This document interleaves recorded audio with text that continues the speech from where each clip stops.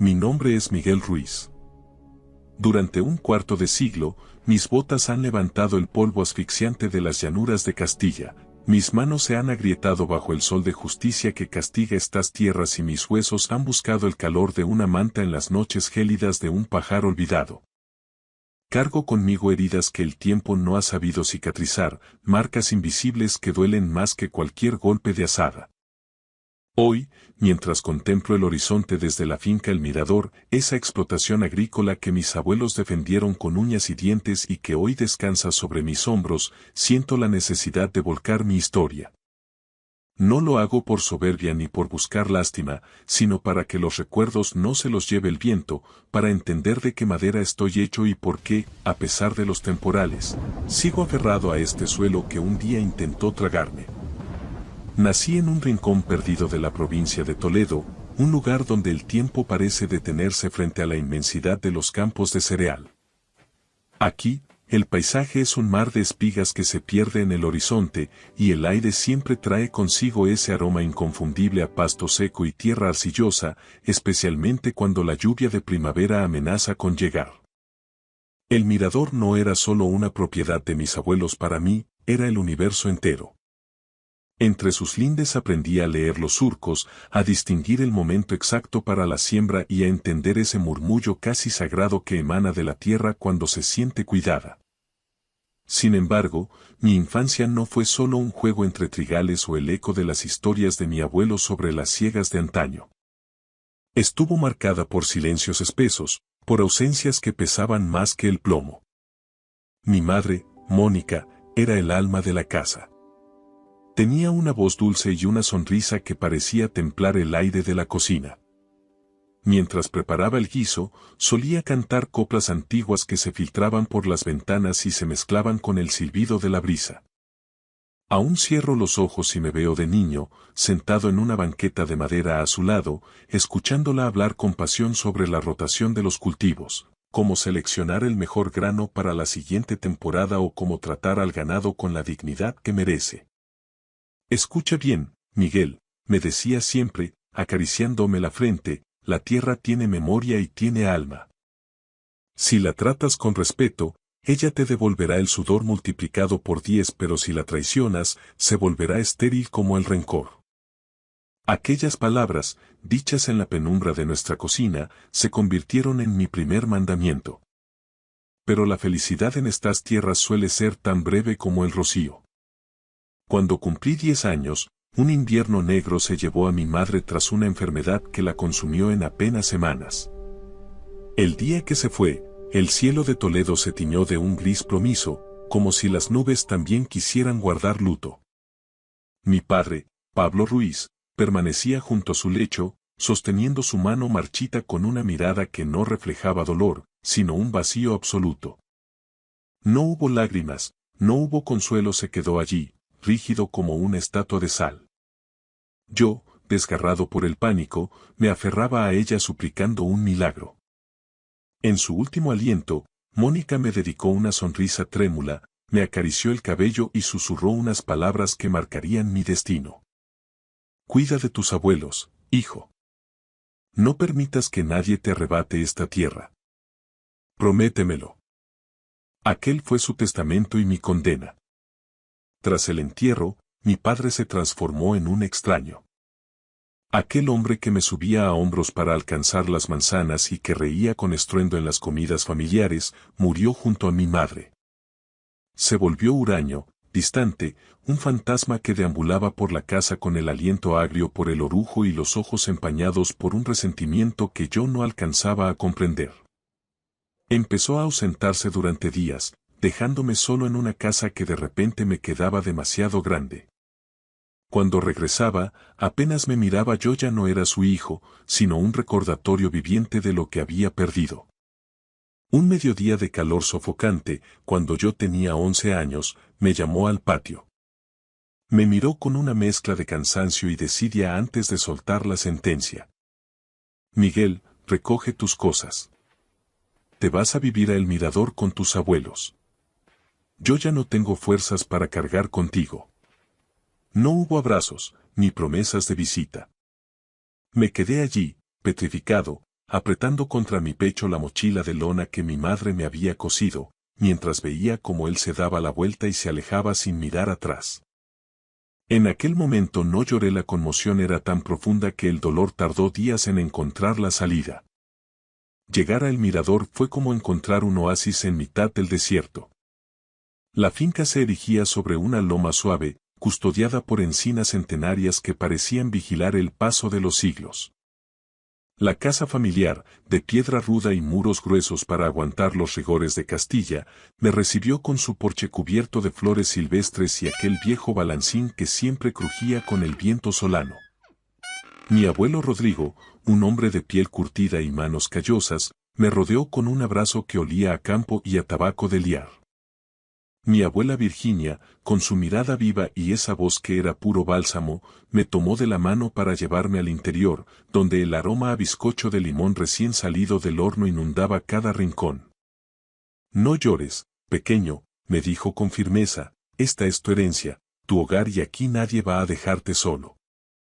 Los años siguientes fueron los más formativos de mi vida.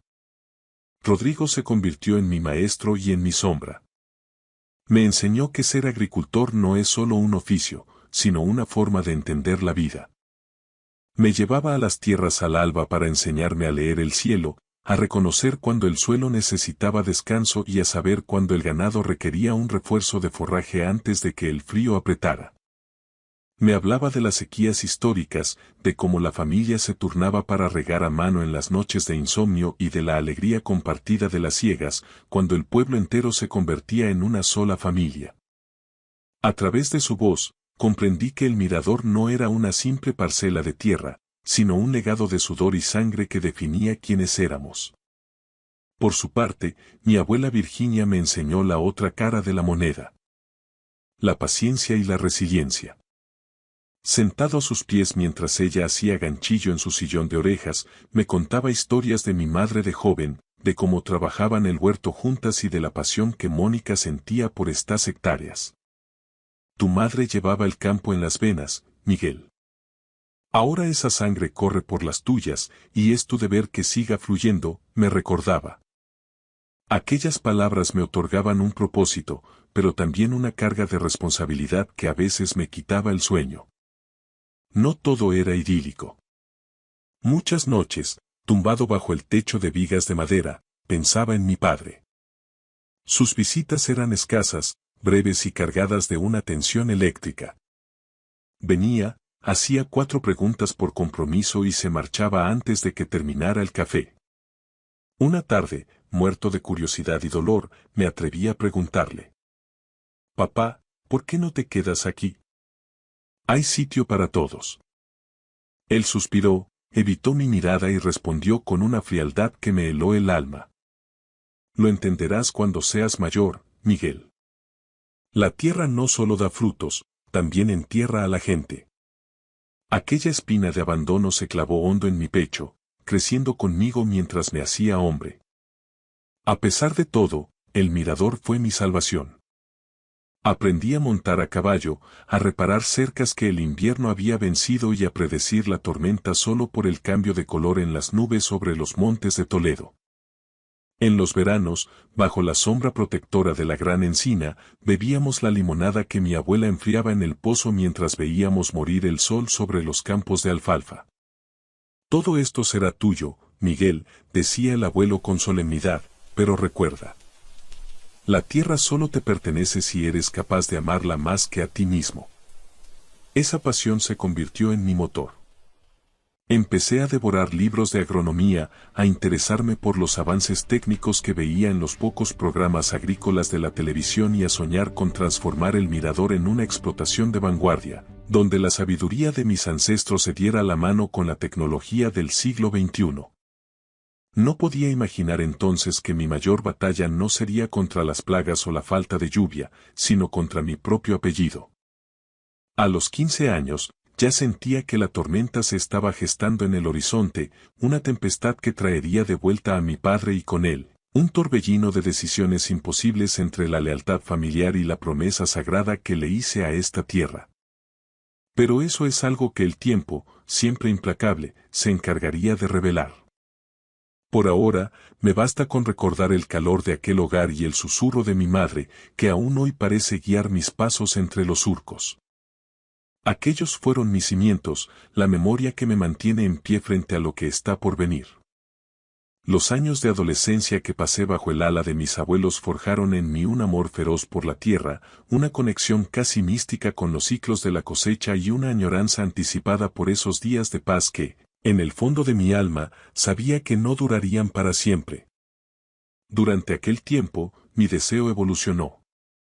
Ya no solo quería conservar la finca para que no se hundiera, aspiraba a transformarla en una explotación de vanguardia, en algo que hiciera que los nombres de Rodrigo y Virginia resonaran con orgullo en toda la comarca de la Sagra. Comprendí que para honrar el pasado debía dominar el futuro, y que eso requería una paciencia que solo se cultiva observando cómo crece el trigo. A los 16 años, mi refugio dejó de ser el campo para convertirse en el pequeño despacho al fondo de la casa, un rincón que olía a papel viejo y a cera. Allí, mis abuelos custodiaban una estantería cargada de tesoros. Tratados de agronomía de los años 70, manuales sobre la cría de ganado ovino y revistas del sector que mi abuelo Rodrigo coleccionaba como si fueran reliquias. Los devoraba noche tras noche bajo la luz temblorosa de un flexo, peleándome con términos como estrés hídrico, nitrificación del suelo o capacidad de intercambio catiónico. Anotaba en un cuaderno cada idea sobre cómo optimizar el barbecho o qué maquinaria podría aliviar la espalda de mi abuelo. Virginia, al pasar con un vaso de leche caliente, me sonreía con melancolía. Eres el vivo retrato de Rodrigo cuando mozo, Miguel. Tienes los pies en el barro pero la cabeza en las estrellas. Sus palabras eran mi combustible, aunque las dudas me asaltaban en cuanto salía al sol. ¿Sería yo capaz de gobernar el mirador? Hablamos de cientos de hectáreas de suelo arcilloso, un rebaño que no entiende de descansos y una climatología caprichosa que en Toledo puede pasar de la helada negra a la solana abrasadora en un abrir y cerrar de ojos. Yo era un muchacho que apenas había cruzado los límites de la provincia. En esos momentos de flaqueza, Rodrigo se sentaba conmigo en el porche, me ponía su mano callosa en el hombro y sentenciaba. La tierra no te pide que lo sepas todo hoy, hijo. Te pide que la escuches. Si la amas, ella misma te dirá cuando tienes sed y cuando estás satisfecha. Con esa premisa, me lancé a descubrir la agricultura del siglo XXI. En la vieja televisión de tubo vi un reportaje sobre el cultivo hidropónico y el riego por goteo automatizado. Me quedé prendado. La posibilidad de fusionar la sabiduría ancestral de mi familia con la tecnología me obsesionó. Empecé a frecuentar la biblioteca del instituto y a gastar mis pocas pesetas en el locutorio del pueblo para investigar en Internet. Leía sobre sensores de humedad, drones para el mapeo de cultivos y el uso de Big Data para predecir las cosechas. Cada descubrimiento era una chispa que alimentaba un incendio de ambición sana. Mi último año de bachillerato fue un calvario de codos y café. No era el estudiante más brillante en literatura, pero en ciencias y matemáticas era imbatible porque veía en cada ecuación la solución para la finca. Mis abuelos fueron mi retaguardia. Virginia repasaba mis trabajos de lengua, aunque siempre decía con un suspiro que mi madre, Mónica, habría sabido corregirlos mejor. Rodrigo, por su parte, hacía sacrificios en silencio. Vendía un poco más de grano o algún ternero extra para ir llenando un sobre que decía para la Universidad de Miguel. Tú hinca los codos, muchacho, me decía con gravedad. Dao dinero, ya nos encargamos los viejos. El día que llegó el sobre de la Universidad Politécnica de Madrid confirmando mi plaza en Ingeniería Agronómica, solté un grito que debió oírse hasta en la plaza del pueblo. Corrí a casa y los abracé con tal fuerza que casi los levanto del suelo. Virginia rompió a llorar de alegría. Rodrigo solo sonrió, pero vi como una lágrima solitaria se perdía entre sus arrugas. Vete, Miguel, susurró. Vete a la capital y trae de vuelta el conocimiento que nosotros nunca pudimos alcanzar. Pero el miedo me atenazaba. Madrid era un monstruo de asfalto a 70 kilómetros de Mi Paz, y yo temía no estar a la altura o, peor aún, que mi ausencia marchitara el mirador. La despedida en la estación de autobuses fue un desgarro silencioso. Mi abuela me entregó una lata de galletas de manteca y mi abuelo deslizó en mi mochila un cuaderno de hule donde había anotado, con su letra de trazo firme, los secretos del clima de la zona durante los últimos 50 años. No olvides de dónde vienes, porque si pierdes tus raíces, el viento te llevará como a la paja, fue su último consejo. Mientras el autobús enfilaba la carretera hacia Madrid, lloré sin consuelo, sintiendo sobre mis hombros el peso de 3 generaciones y la promesa que le hice a mi madre. La Politécnica fue un choque brutal.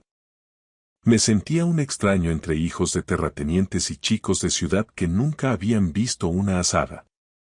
Pero me negué a ser el paleto de Toledo. Estudiaba hasta que me ardían los ojos, centrándome en la agricultura de precisión.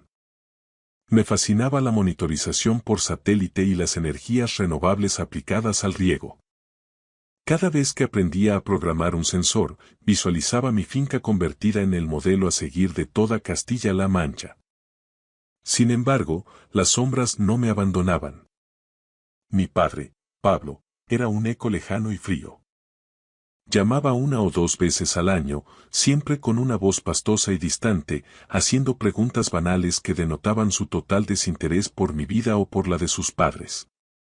La brecha entre nosotros era ya un abismo insalvable, pero en un rincón infantil de mi alma, aún deseaba que algún día me mirara con el orgullo con el que Rodrigo me miraba al partir. Todo se truncó una tarde de enero, bajo un cielo madrileño gris y hostil. Estaba en el laboratorio calculando caudales cuando el teléfono vibró. La voz de mi abuela Virginia era un hilo roto que apenas podía sostenerse. Miguel. Tu abuelo. Le ha dado un ataque al corazón. No ha llegado a la ambulancia. Sentí que el mundo se detenía. El hombre que era mi roca, mi guía y mi verdadera figura paterna se había ido. Me desplomé en el suelo del laboratorio, rodeado de probetas y cables, mientras el llanto me ahogaba. Volví a Toledo con el alma en jirones. El viaje fue un desfile de recuerdos. Rodrigo enseñándome a ordeñar, su risa ronca cuando yo tropezaba con los aperos, su olor a sol y a tierra. El funeral fue sencillo, pero el pueblo se volcó. Rodrigo era un hombre de palabra en una tierra donde eso todavía significaba algo. Frente a su ataúd, en la pequeña iglesia de piedra, juré que su esfuerzo no caería en saco roto.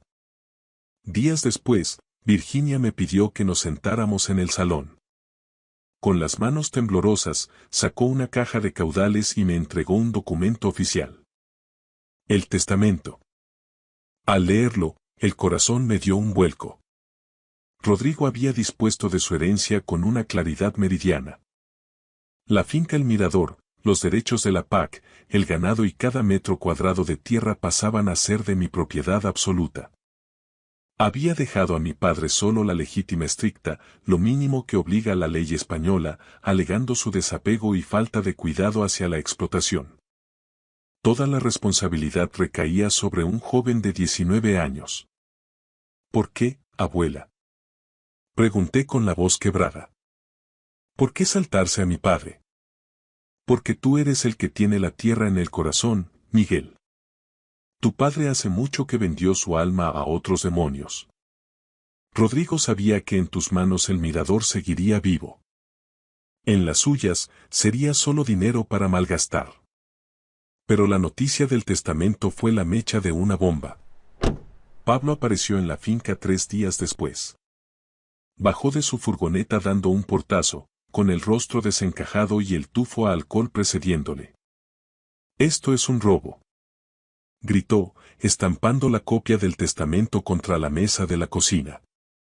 ¿Cómo se le ocurre a ese viejo dejarle todo a un niñato que ni siquiera se ha afeitado todavía?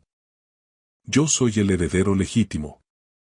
El miedo me paralizó, pero Virginia se levantó con una dignidad que me dejó sin aliento.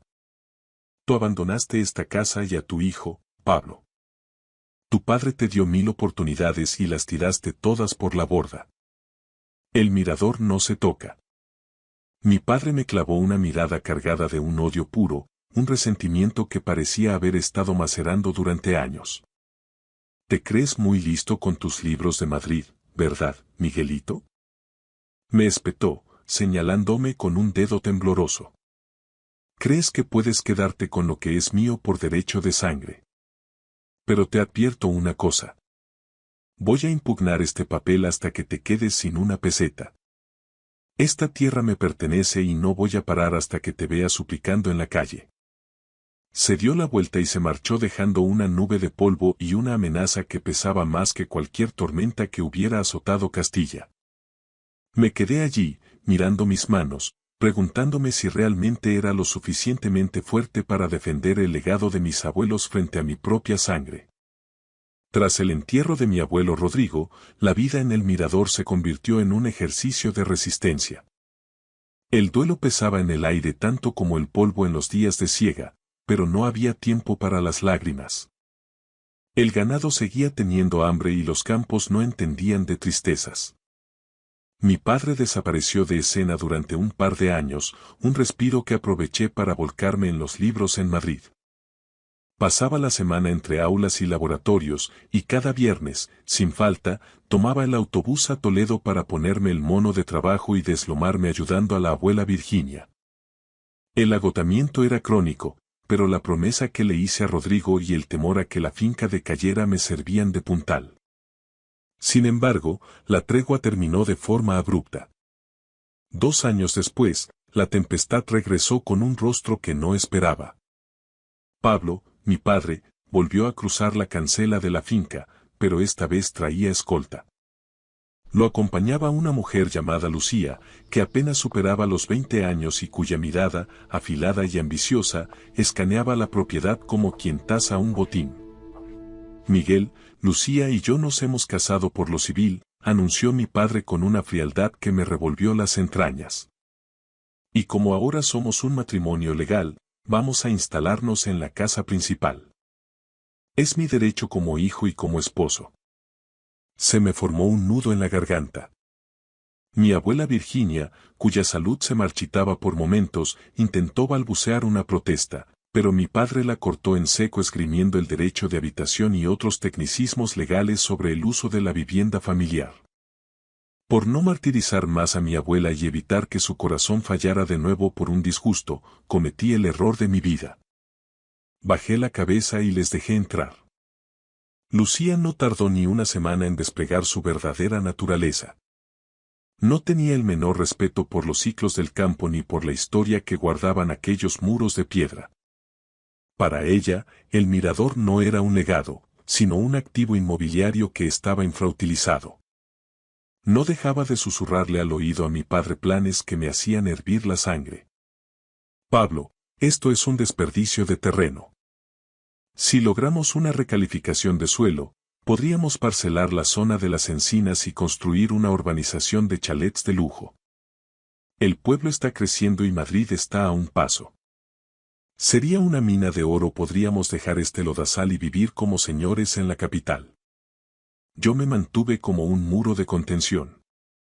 Como heredero universal de la nuda propiedad, según el testamento de mi abuelo, ninguna segregación de fincas ni venta podía realizarse sin mi consentimiento y firma.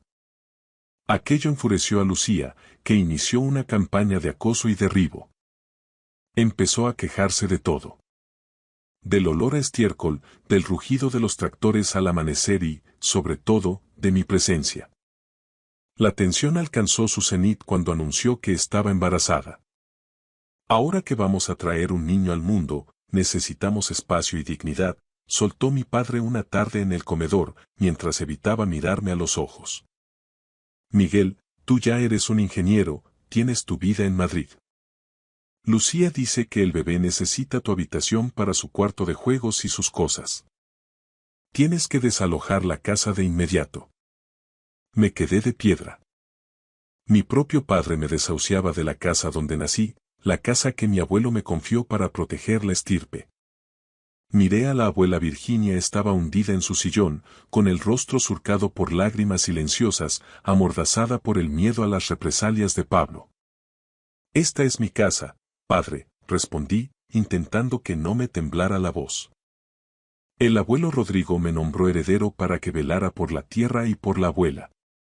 No voy a marcharme.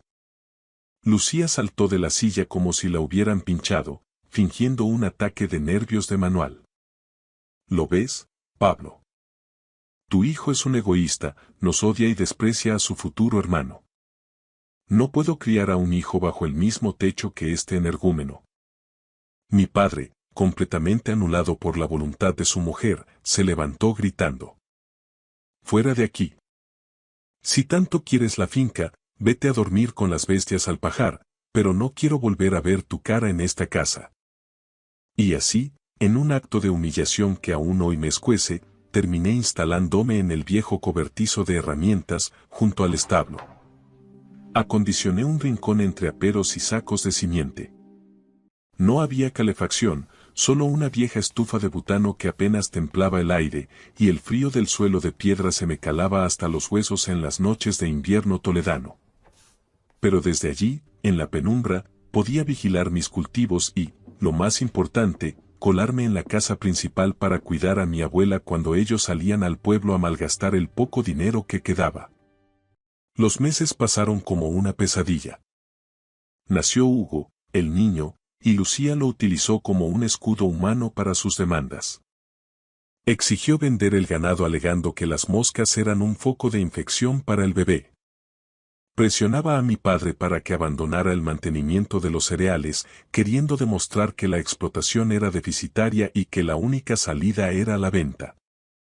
Mi padre, abandonado al alcohol y a la desidia, dejó de trabajar. Se pasaba las horas discutiendo con los pocos jornaleros que aún nos guardaban lealtad, mientras las deudas empezaban a asomar por debajo de la puerta. El punto de no retorno llegó cuando recibí un soplo de un antiguo compañero de estudios que trabajaba en una notaría de Toledo. Habían intentado presentar un documento de compraventa de la parcela norte, la más valiosa por su acceso al pozo y al regadío, con una firma que pretendía ser la mía. Habían intentado falsificar mi identidad para trocear la herencia de mi abuelo. Fue entonces cuando comprendí que la paciencia se había agotado. Si seguía siendo un observador pasivo, el mirador moriría bajo el asfalto y la codicia. Me puse en contacto con un abogado de la Unión de Pequeños Agricultores, experto en derecho agrario y sucesiones. Miguel, la ley está de tu parte por el testamento, me advirtió con gravedad, pero ellos están dentro de la casa y hay un menor de edad por medio. Va a ser un proceso judicial largo, costoso y, sobre todo, va a ser una guerra fratricida que te va a destrozar por dentro. ¿Estás seguro? Apreté los puños, sintiendo el aroma de la tierra arcillosa que entraba por la rendija del pajar. Pensé en la sonrisa de mi madre, en las manos callosas de Rodrigo y en la dignidad herida de Virginia. Estoy seguro, sentencié.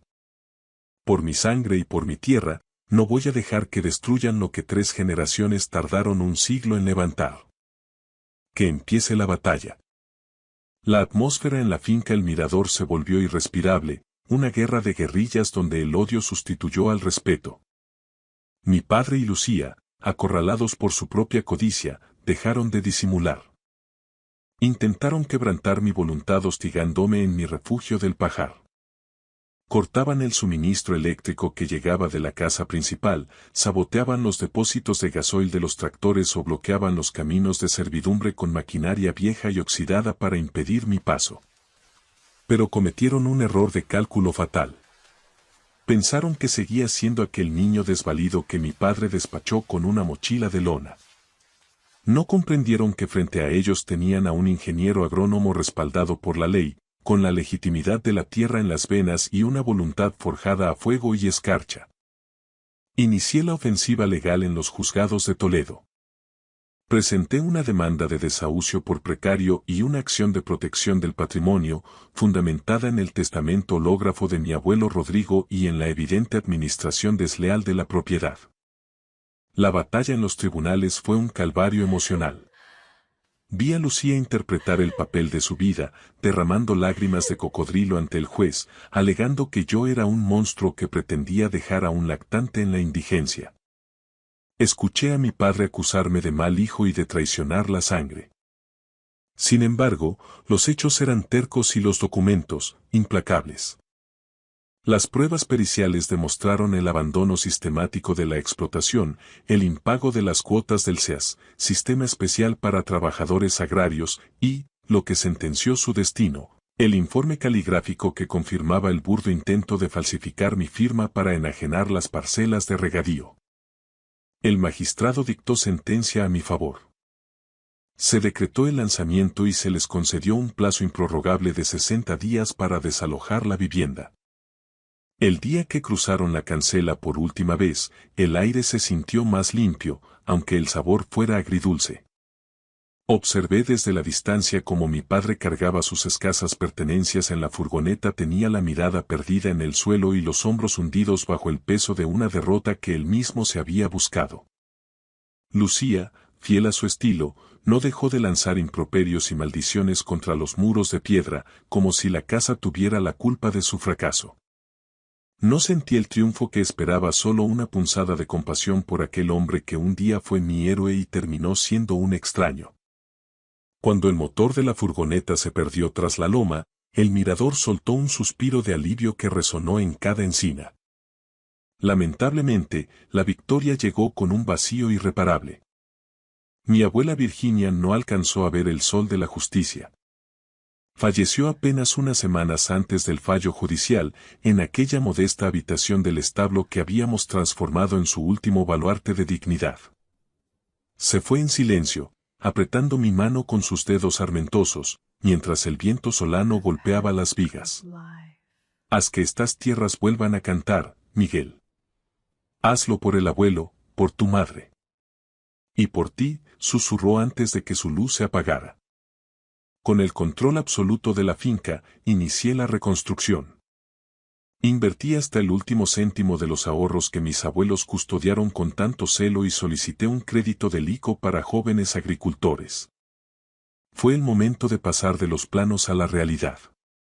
Implementé el riego por goteo con telemetría que había diseñado en la Politécnica, levanté invernaderos de alta tecnología con control de clima y recuperé el ganado, pero esta vez apostando por la excelencia. Una cabaña de producción ecológica certificada, destinada a los mercados más exigentes de Madrid. Los años siguientes fueron un testamento de esfuerzo. Trabajé de sol a sol, de cosecha en cosecha, sin distinguir domingos de festivos. Cada gota de sudor sobre la tierra arcillosa, cada madrugada analizando mapas de rendimiento y niveles de nitrógeno, era un ladrillo más en la promesa cumplida. El mirador dejó de ser una herencia en ruinas para transformarse en la explotación modelo de toda Castilla-La Mancha, un faro de modernidad que respetaba, por encima de todo, la tradición. Una tarde de este último otoño, con el sol poniente bañando los campos de cereal en un oro líquido y profundo, me detuve en el centro de la finca. Contemplé la exuberancia de los cultivos, el brillo especular de los invernaderos y el murmullo rítmico de los aspersores fundiéndose con el mugido de las vacas en el valle. Cerré los ojos y, por primera vez en 25 años, sentí una paz absoluta. La brisa traía ese aroma a tierra roja y tomillo, y por un instante, pude sentir la presencia de Mónica, de Rodrigo y de Virginia, como si sus sombras caminaran a mi lado, sonriendo ante la obra terminada. Supe hace poco que mi padre vive en un pequeño piso de alquiler en la ciudad, consumido por la soledad después de que Lucía lo abandonara en cuanto se agotó la última moneda que pudo sacarle. No sé si el tiempo me otorgará la generosidad de perdonarlo, pero he decidido que su sombra no oscurecerá más mi camino. Me quedé allí, solo ante la inmensidad de mi destino, y susurré al viento. Lo hemos conseguido, abuelo. La tierra sigue siendo nuestra. Mientras el sol se ocultaba tras los montes de Toledo, comprendí que, pasara lo que pasara, este era mi sitio. Mi refugio. Mi hogar. Mi legado eterno. Gracias por escuchar mi historia hasta el final. Si resonó contigo, dale like, escribe en los comentarios qué fue lo que más te tocó y no olvides decir de dónde eres. Suscríbete al canal, vienen muchas más historias. Fue mi propio hijo quien me tendió una trampa y me envió a prisión por un delito que jamás cometí. dañó a su propia sangre. Creyeron que este viejo estaba acabado, sin poder y en el olvido, pero nunca imaginaron lo que estaba a punto de suceder. Con solo una llamada, todo cambiaría. Antes de contarles cómo empezó todo, quiero saber quién escucha esta historia de traición y venganza. Las paredes de la celda estaban húmedas, oliendo a hormigón viejo, sudor seco y esperanza podrida. Sin embargo, para mí, Mateo de la Vega, esas paredes se habían convertido en un calendario. Con la punta de mi uña, áspera y astillada, tracé otra pequeña línea vertical cerca de la pata de mi catre de hierro. 729. Mañana sería el día 730. Mañana saldría del centro penitenciario de Madrid P, en Aranjuez. Inhalé profundamente, llenando mis pulmones con el aire estancado de la meseta que sabía a óxido y arrepentimiento. El calor veraniego convertía la celda en un horno, incluso de noche. Me senté con las piernas cruzadas en el fino colchón que había sido mi cama durante 2 años. Antes de esto, dormía en una cama king size en mi palacete de La Moraleja.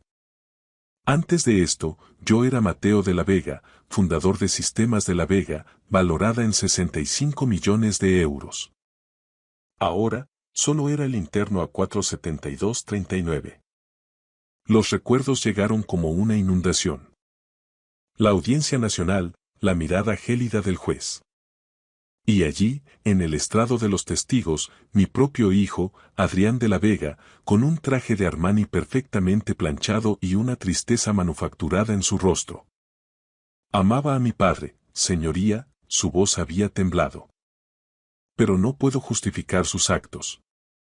Empujó a Elena por las escaleras. Estaba embarazada. Mató a mi hijo nonato. Luego vino Elena, la mujer de Adrián, sentada en una silla de ruedas, sujetándose el vientre liso. Lágrimas de cocodrilo rodaban por sus mejillas. El señor de la Vega me gritó, sollozó. Luego me empujó. Sentí como mi bebé moría. Mentiras. Cada palabra era una mentira. Había ido a la oficina de Adrián aquel día para confrontarlo por una malversación de fondos. 1,5 millones de euros desaparecidos de las cuentas de la empresa. Pero nunca toqué a Elena. Ella misma se había tirado por las escaleras. La cámara de seguridad había sufrido un fallo técnico misterioso durante esos minutos cruciales, dejando solo las imágenes de mí en la parte superior con el rostro lleno de furia. Cuando el mazo golpeó la mesa y escuché la sentencia de 2 años, mi mundo se derrumbó. Vi a Adrián abrazar a Elena y, en ese momento, capté una mirada. No era culpa, sino un cálculo frío. La mirada de alguien que acababa de eliminar el único obstáculo para su herencia. Intenté luchar, pero Adrián se movió rápido. Presentó una petición de urgencia para congelar mis cuentas, alegando que yo era mentalmente inestable. Sin acceso a mi dinero, no pude contratar a los abogados de la calle Serrano que podrían haberme salvado. Me quedé con un abogado de oficio desbordado de trabajo que apenas miró mi caso antes de aconsejarme que me declarara culpable. Me negué. Fui a juicio y perdí. Mateo, ¿estás soñando despierto otra vez? Una voz ronca me interrumpió. Era Paco Beltrán, mi compañero de celda. Un hombre de unos 60 años cumpliendo condena por estafa fiscal. Mi único compañero en este infierno. Solo contando los días, Paco, respondí en voz baja. Mañana sales libre, dijo Paco, doblando su uniforme. Si yo fuera tú, estaría dando gracias a la Virgen.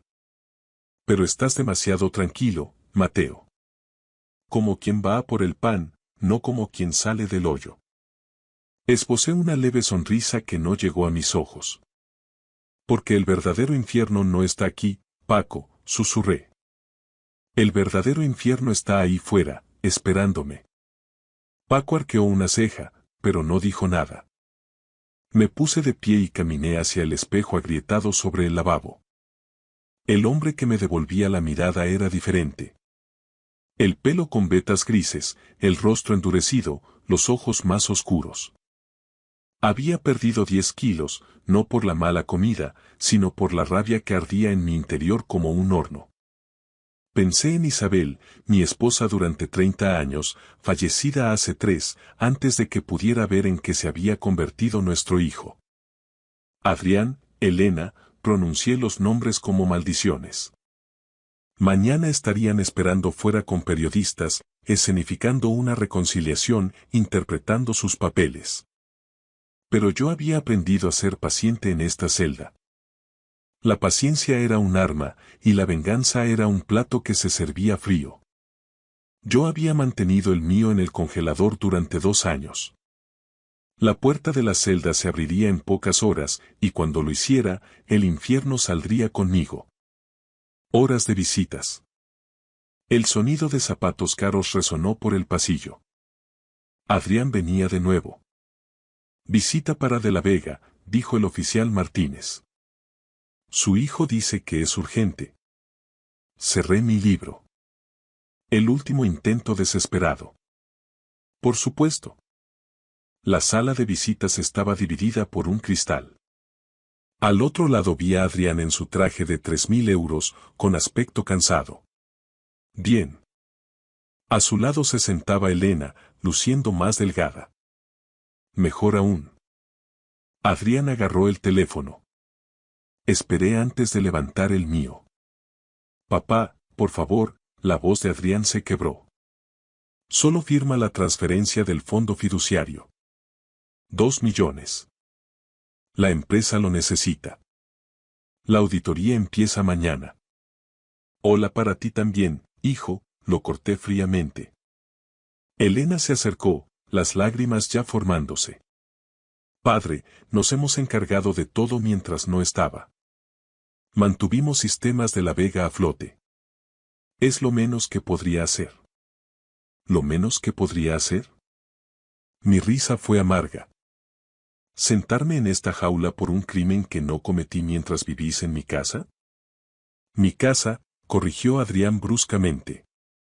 Ahora soy el consejero delegado. Esos activos son tanto míos como suyos. Nada es tuyo, Adrián. No hasta que yo esté muerto. Un movimiento detrás de Adrián captó mi atención. Una figura en la puerta. Claudia de la Vega, mi hija de 27 años, con un traje negro de corte impecable y el pelo rígidamente recogido. Su rostro se mantenía neutral mientras daba un paso al frente. Claudia, díselo tú, Adrián miró hacia atrás. Dile a papá lo difícil que ha sido esto. Claudia se encontró con mis ojos a través del cristal. Esos ojos. Los ojos de Isabel, que una vez habían sido cálidos. Ahora eran planos, vacíos. Padre, la voz de Claudia era controlada, clínica. Deberías firmar. Es lo mejor. La empresa está sufriendo sin acceso al fondo. Deberías cooperar. Sentí que algo se rompía en mi interior. Incluso Claudia, mi hija, estaba del lado de Adrián. ¿Incluso tú, Claudia? Susurré. Claudia desvió la mirada, sin decir nada. Papá, escucha, Adrián se inclinó desesperadamente. El banco requiere verificación biométrica. Huella dactilar y reconocimiento facial. Por eso te necesitamos mañana en la sucursal. Solo una firma. 2 millones. ¿Por qué no falsificarla? Pregunté con frialdad. Adrián se puso rojo. Porque es un delito federal y el banco tiene sistemas de seguridad. Oh, ahora te preocupan los delitos, sonreí sin humor. Las lágrimas de Elena desaparecieron, reemplazadas por la ira. Viejo estúpido. Estás destruyendo todo por despecho. Cuidado, Elena, mi voz bajó hasta convertirse en hielo. No tengo nada que perder. ¿Y tú? Adrián golpeó la mesa. Mañana saldrás de aquí sin nada, viejo. Sin dinero, sin familia, sin poder. Nosotros lo controlamos todo ahora. Me incliné hacia adelante, con los ojos clavados en mi hijo. Ya lo veremos, Adrián, dije suavemente. Mañana te enseñaré lo que significa realmente no tener nada. Me levanté y colgué el teléfono. A través del cristal, la boca de Adrián se movía, gritando. Elena señalaba, pero yo le di la espalda. Mientras caminaba hacia el oficial Martínez, oí la voz tranquila de Claudia a través del cristal. Adiós, padre. No nos vemos mañana. Adiós. Al darme la vuelta para marcharme, Claudia permanecía perfectamente quieta, con el rostro convertido en una máscara de fría indiferencia. Ni una sola grieta en su actuación. La luz del sol de la mañana se filtraba por las puertas de hierro de la cárcel de Aranjuez como oro líquido. Salí parpadeando ante la intensidad del brillo tras 730 días de penumbra fluorescente. El calor de septiembre me golpeó de inmediato. El aire denso y húmedo de Madrid que olía a libertad, a gasolina y a nuevos comienzos. Una multitud se había congregado fuera de las puertas. Periodistas con cámaras y micrófonos rodeaban el lugar, y en el centro, como actores esperando su entrada, estaban Adrián y Elena. Mi hijo vestía un traje azul marino que probablemente costaba 3.000 euros, con el rostro ensayado en un gesto de cuidadoso remordimiento. A su lado, Elena sostenía un ramo de rosas blancas sobre su vestido color crema. Atrezo para las cámaras. Papá, la voz de Adrián se proyectó por todo el aparcamiento, lo suficientemente alta para que cada micrófono la captara. Bienvenido. Estamos aquí para ti. Somos una familia. No detuve mi paso. Caminé hacia adelante, mi camisa blanca arrugada y mis vaqueros desgastados me quedaban holgados tras 2 años de comida carcelaria. Eran las mismas prendas que llevaba el día que me detuvieron. Todo lo que tenía ahora. Adrián dio un paso al frente, extendiendo las rosas. Papá, por favor, vamos a casa. Podemos hablar. Arreglarlo todo. Pasé de largo. No lo rodeé, simplemente pasé a través de su espacio como si Adrián fuera un mueble viejo en la acera. Papá, la voz de Adrián se agudizó. Su mano salió disparada, agarrándome del brazo. No montes un espectáculo. Entra en el coche ahora mismo. Me detuve lentamente y giré la cabeza. Miré la mano de Adrián apretando mi brazo, luego busqué sus ojos. Las cámaras estaban grabando, registrándolo todo. Suéltame, dije en un susurro, midiendo cada sílaba. O gritaré que me estás agrediendo delante de toda esta prensa. La mano de Adrián cayó como si hubiera tocado fuego. Reanudé mi marcha. Detrás de mí, la voz de Elena se elevó, rompiendo la fachada. Está completamente loco. 2 años le han destruido la cabeza. El rugido profundo de un motor potente la cortó en seco. Un Rolls Royce Phantom negro se deslizó por el aparcamiento como una pantera, con el cromo brillando bajo el sol, exigiendo atención inmediata. La matrícula rezaba Brooks. Todas las cámaras giraron hacia él. La puerta del conductor se abrió. Un hombre joven salió, de unos 30 y pocos años, atlético, vistiendo un carísimo traje de 3 piezas color gris carbón. Tenía el pelo oscuro cortado con precisión y ojos inteligentes tras unas gafas sin montura. Se movía con una confianza silenciosa. Era Marcos Brooks, graduado en ICADE, el abogado que ganaba los casos imposibles. Adrián había intentado contratarlo el año pasado para una demanda corporativa, pero Brooks se había negado sin dar explicaciones. Marcos caminó directamente hacia mí, ignorando a los reporteros, ignorando el impacto de Adrián, ignorando todo excepto a su cliente. Señor de la Vega, la voz de Marcos era clara y respetuosa. Todo está listo, señor. Le estreché la mano con firmeza una vez. Marcos abrió la puerta trasera con una inclinación profesional. Me detuve y miré hacia atrás, hacia Adrián y Elena. Estaban congelados, las rosas se marchitaban en manos de Elena y tenían las bocas ligeramente abiertas mientras su escena cuidadosamente planeada se desmoronaba. No sonreí, no me regodeé, solo los miré. Dejé que vieran que algo fundamental había cambiado, que el hombre que entró en prisión no era el hombre que salía de ella. Luego me deslicé dentro del Rolls Royce. El cuero me abrazó. El interior olía a lujo, a madera pulida y a poder. La puerta se cerró con un golpe sólido, como una caja fuerte bloqueándose. Fuera, estalló el caos. Señor de la Vega. Los reporteros enjambraron a Adrián. ¿Quién ha recogido a su padre? ¿A dónde se lo llevan? ¿De dónde ha sacado el dinero? El rostro de Adrián pasó por todas las emociones. Confusión, palidez, choque. Y un rojo ardiente. ¿Cómo es posible? Balbuceó. Ese es Marcos Brox. Elena agarró el brazo de Adrián, perdiendo la compostura. Dijiste que nos había rechazado. Dijiste que tu padre no tenía nada. A través de los cristales tintados, vi cómo la comprensión nacía en el rostro de mi hijo. Había calculado mal.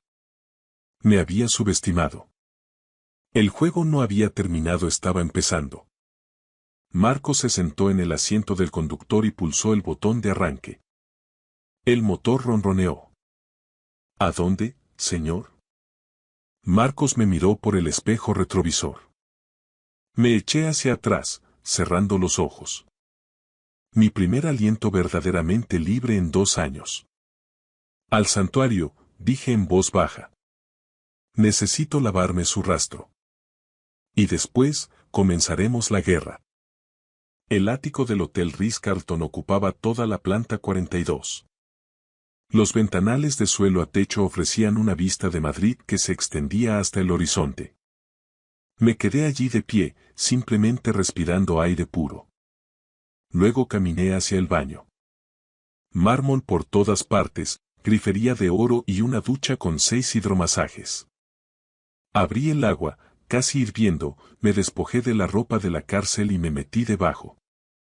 El chorro me golpeó como un bautismo. Me froté con el jabón del hotel, con aroma a cedro y bergamota, nada que ver con el olor a desinfectante industrial de la prisión. Me restregué hasta que mi piel enrojeció. 2 años en aquel lugar, 2 años de traición. Las lágrimas brotaron calientes como el agua, silenciosas. Me apoyé contra el mármol y las dejé caer. No era por debilidad, sino por la rabia y el duelo por el hombre que una vez confió en su propio hijo. Aquel hombre había muerto.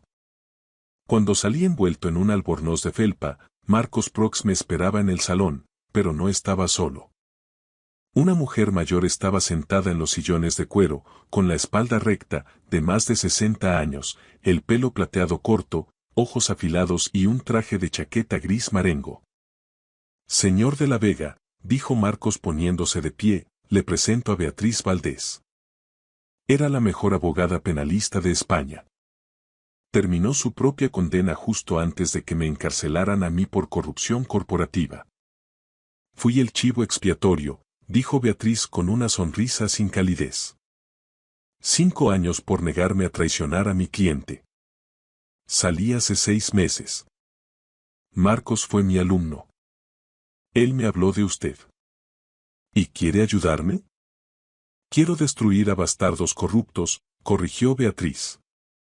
Su hijo cumple los requisitos. Marcos señaló unos documentos que cubrían la mesa de centro.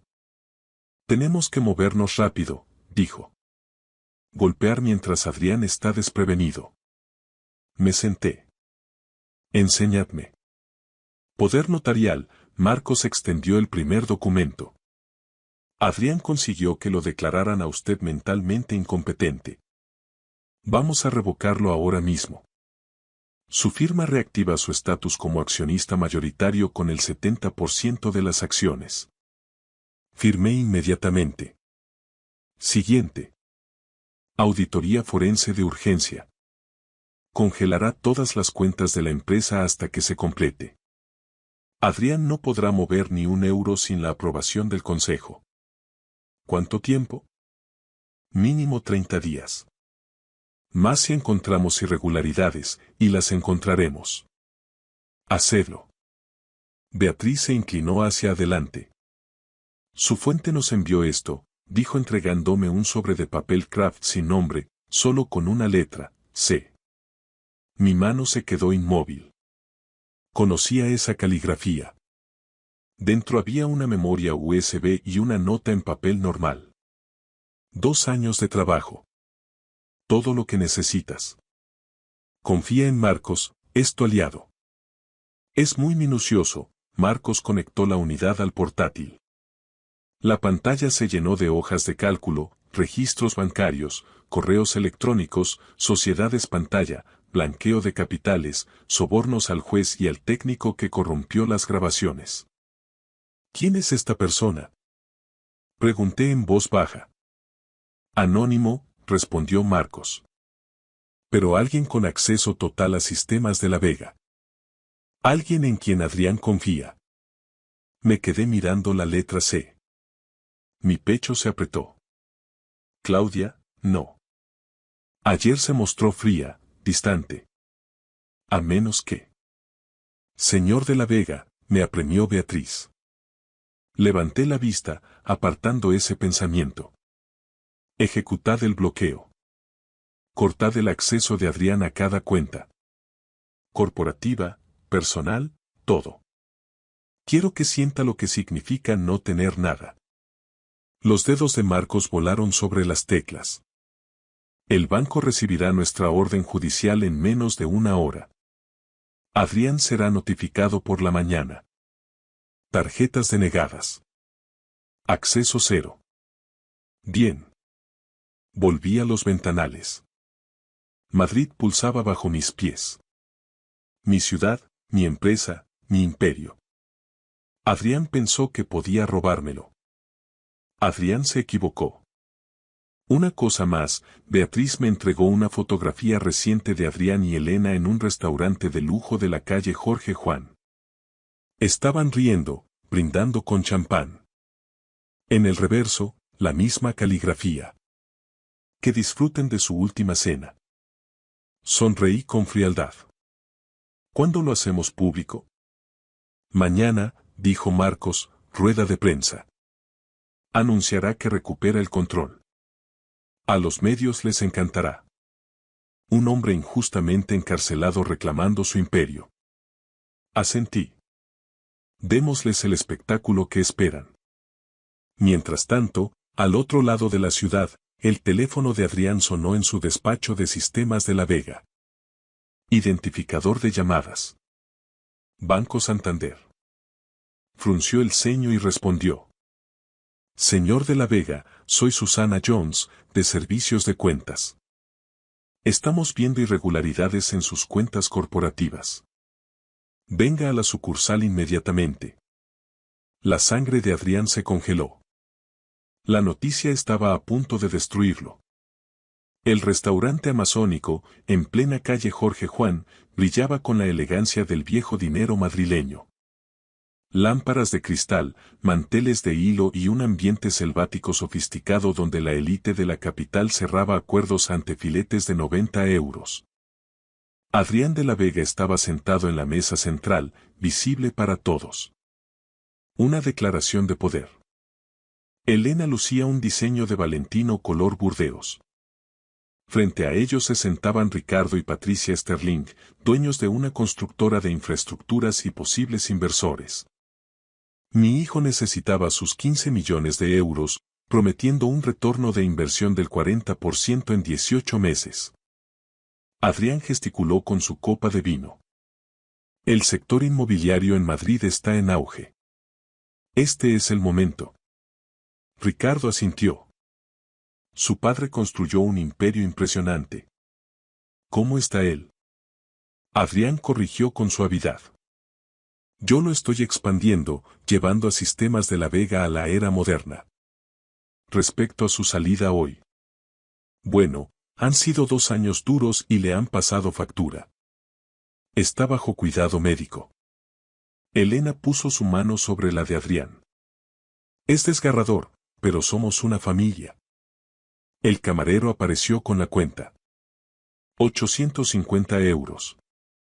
Adrián sacó su tarjeta American Express Centurion y la entregó con indiferencia.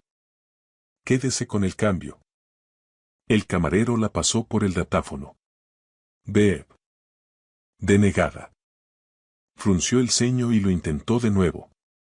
Beep. Denegada.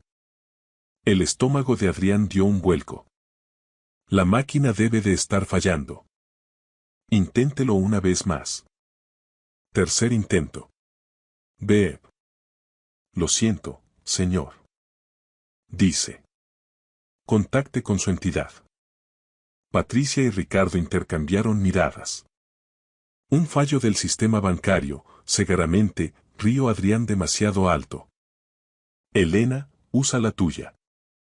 Elena buscó torpemente su tarjeta vinculada a la misma cuenta. Beep. Denegada. Se hizo un silencio sepulcral. Llamaré a finanzas, dijo Adrián levantándose abruptamente, arrastrando la silla. Caminó hacia la entrada con el teléfono en la oreja. Gerardo Thompson, el director financiero. Gerardo, ¿por qué no funcionan las tarjetas? La voz de Gerardo sonó aterrorizada. Señor de la Vega, he estado intentando localizarle. Todas las cuentas de la compañía están bloqueadas. Orden de la CNMV a las 5 de la tarde. Auditoría forense de emergencia. El mundo de Adrián se tambaleó. ¿Qué? ¿Bajo qué autoridad? Bajo la de su padre. Mateo ha reactivado su estatus de accionista mayoritario. El consejo se ha puesto de su parte. Sigue siendo el fundador. Yo soy el consejero delegado. Su nombramiento se basó en un poder notarial que él ha revocado, dijo Gerardo con calma. Legalmente, nunca dejó de ser el presidente. La transferencia de 2 millones de esta mañana ha sido cancelada y marcada como sospechosa. Todo está bloqueado hasta que la auditoría termine. ¿Y Adrián? Enciende la tele. Adrián se giró hacia la pantalla plana del bar.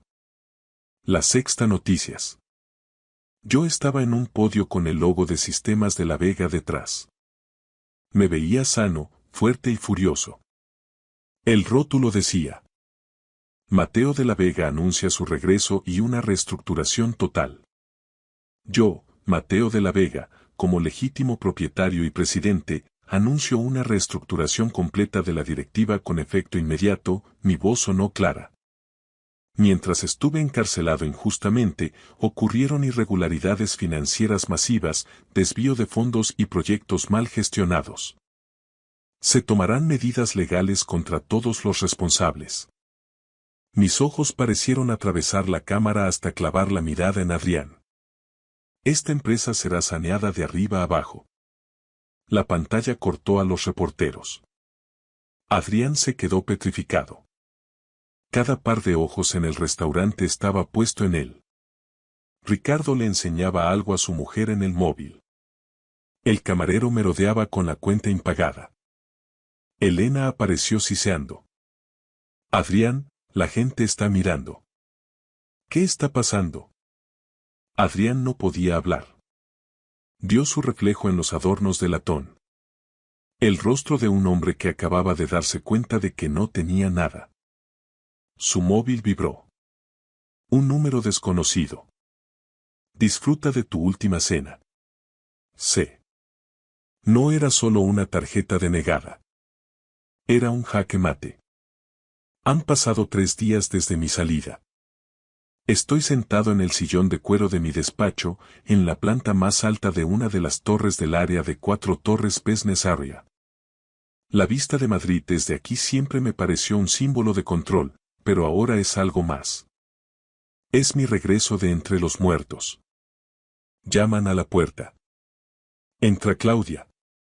Lleva el mismo traje impecable que en la cárcel, pero su expresión ha cambiado. La máscara de indiferencia se ha esfumado. Se acerca a la mesa y coloca sobre ella una carpeta con el logotipo de la agencia tributaria. Todo ha terminado, papá, dice en voz baja. Adrián y Elena acaban de recibir la notificación de desahucio de la mansión de La Moraleja. La casa está a nombre de la empresa, y la empresa vuelve a ser tuya. Miro a mi hija fijamente. ¿Fuiste tú todo este tiempo? ¿Tú eras E? Le pregunto, aunque en el fondo ya conocía la respuesta. Claudia asiente, y por fin los ojos le brillan con lágrimas contenidas. Tuve que hacerlo, papá. Cuando Adrián te tendió la trampa, comprendí que si me enfrentaba a él abiertamente, nos destruiría a los dos y borraría las últimas pruebas de tu inocencia. Tuve que jugar el papel de la hermana fiel para ganarme su confianza y acceder a sus cuentas cifradas y a los mensajes con el técnico que borró el video. He vivido 2 años en un infierno, fingiendo que te odiaba. Me levanto y, por primera vez en mucho tiempo, abrazo a mi hija. Me has salvado, Claudia. Has salvado el imperio. Lo hemos salvado, me corrige ella. Adrián está ahora mismo en dependencias policiales. Lo acusan de fraude, falso testimonio y malversación. Elena intenta huir a Suiza, pero sus cuentas están bloqueadas y su pasaporte ha sido anulado a petición de Marcos Brox. No tienen a dónde ir. Miro por el ventanal. Abajo, en la plaza, veo los flashes de las cámaras. Los periodistas esperan una declaración oficial. ¿Sabes qué es lo más irónico? Digo. Adrián pensó que la codicia era poder. Pero en este país, en este negocio, la única moneda que de verdad importa es la lealtad. 1 hora después, Claudia y yo bajamos al vestíbulo. Frente a la entrada del edificio hay una multitud. Entre ellos, alcanzo a ver a Adrián. Lo llevan custodiado 2 agentes de la Guardia Civil. Ya no luce su chaqueta cara, lleva la camisa desabrochada y las esposas brillan en sus muñecas. Al verme, empieza a gritar. Papá. No puedes hacerme esto. Soy tu hijo. Fue ella, fue Elena la que me convenció. Me detengo a escasos metros de él. El ruido de la calle parece desvanecerse. Yo no tengo hijo, Adrián, digo con calma ante toda la prensa. Mi hijo murió hace 2 años, cuando decidió que el dinero valía más que el honor. Me giro hacia Claudia y sonrío, por primera vez de forma genuina, con toda el alma. Hija mía, mi socia, mi única familia de verdad. ¿Estás lista para dirigir un imperio? Claudia se ajusta la solapa de la chaqueta con seguridad. He estado dirigiéndolo desde las sombras los últimos 6 meses, viejo. Creo que sabré hacerlo a plena luz del día. Suelto una carcajada.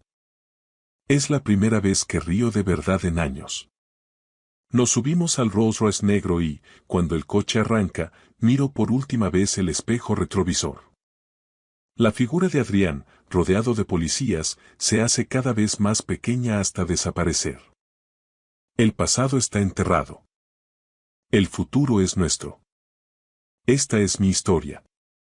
Una historia real de traición, sacrificio y el precio de la lealtad. Soy Mateo de la Vega y comparto esto con vosotros porque quiero que aprendáis la lección que yo aprendí de la forma más dura. La familia no es solo la sangre. Es quien se queda a tu lado cuando el mundo se desmorona. No seáis como mi hijo. No dejéis que la codicia os cegue. Yo perdí a un hijo para siempre, pero gané una hija que demostró que el amor verdadero requiere sacrificio. Elegid bien a vuestra familia. Elegid el carácter por encima de la conveniencia. Elegid la lealtad por encima de la codicia. Gracias por escuchar mi historia hasta el final. Si resonó contigo, dale like, escribe en los comentarios qué fue lo que más te tocó y no olvides decir de dónde eres. Suscríbete al canal, vienen muchas más historias.